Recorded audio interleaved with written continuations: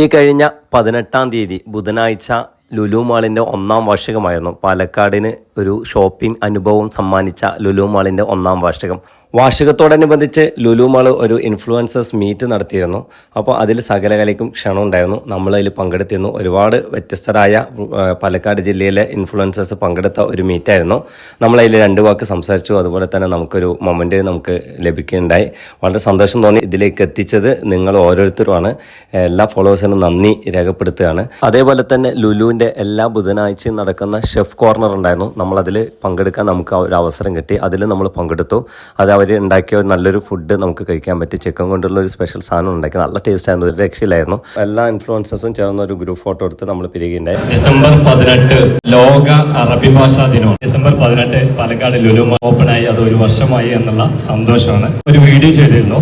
അതിൽ ഞാൻ എയറിലായിരുന്നു. ഇപ്പൊ ഈ ഇടയിലാണ് ഇറങ്ങി വന്നത്. എന്തുകൊണ്ട് പാലക്കാട് ലുലു മാൾ എന്നാണ് ഒരു വീഡിയോ ചെയ്തത്. ഞാൻ പോസിറ്റീവായിട്ടാണ് ഉദ്ദേശിച്ചത്. എന്ന് വെച്ച് കഴിഞ്ഞാൽ എറണാകുളത്ത് വരുന്നു, പിന്നീട് തിരുവനന്തപുരം വന്നു, പിന്നെ 3ാമത് പാലക്കാട്. സത്യത്തിൽ നമ്മളെപ്പോലും പാലക്കാട് തന്നെ നമ്മളെപ്പോലും അത്ഭുതപ്പെടുത്തുന്ന ഒരു സംഗതിയാണ്. അതാണ് ചോദിച്ചത്. പക്ഷെ അതില് ഞാൻ എയറിലായിരുന്നു കുറെ കാലം. വളരെ സന്തോഷം. എല്ലാവർക്കും അഭിനന്ദനങ്ങൾ. ലുലു ഉയരട്ടെ, ഉയരങ്ങളിലെത്തട്ടെ ആശംസിക്കുന്നു. Thank you.